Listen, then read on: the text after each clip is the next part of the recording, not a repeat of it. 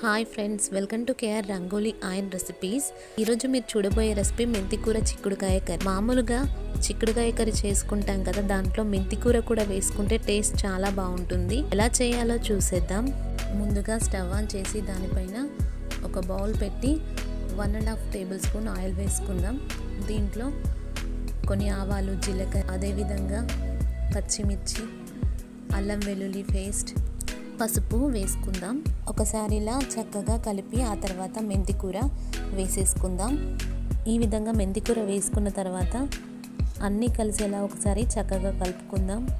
ఆ తర్వాత దానిపైన ఒక మూత పెట్టేద్దాం. 5 నిమిషాలు ఇలా ఫ్రై చేసుకుందాం. ఆ తర్వాత మూత తీసి చూస్తే మెంతికూర ఫ్రై అయ్యి ఉంది. ఇప్పుడు దీంట్లో చిక్కుడుకాయ వేసేసుకుందాం. ఈ విధంగా చిక్కుడుకాయ వేసుకున్న తర్వాత ఒకసారి బాగా మిక్స్ చేసుకుందాం. మెంతికూర, చిక్కుడుకాయ బాగా కలిసేలా మిక్స్ చేసుకున్న తర్వాత ఆ బౌల్ పైన ఒక మూత పెట్టేద్దాం. మూత పెట్టిన తర్వాత 5 నుండి 10 నిమిషాల వరకు బాగా ఫ్రై చేసుకుందాం. చాలామంది చిక్కుడుకాయని వాటర్లో ఉడికించి ఆ తర్వాత తాలింపు వేసుకొని కర్రీ చేస్తారు, కానీ అలా టేస్ట్ బాగుండదు. ఉడికించకుండా డైరెక్ట్గా కర్రీ చేస్తేనే టేస్ట్ చాలా బాగుంటుంది. మూత తీసి ఇప్పుడు దీంట్లో టమాటా ముక్కలు వేసుకుందాం.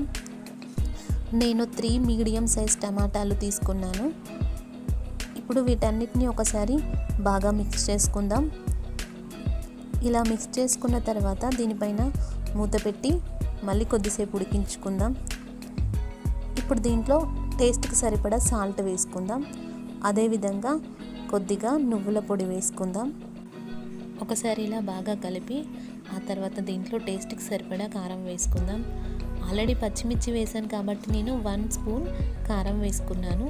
కొద్దిగా గ్రేవీలా ఉండాలని 1 టీ గ్లాస్ వాటర్ వేసుకుంటున్నాను. 5 నిమిషాలు ఉడికించి ఆ తర్వాత స్టవ్ ఆఫ్ చేసుకుందాం. అంతే, టేస్టీ మెంతికూర చిక్కుడుకాయ కర్రీ రెడీ.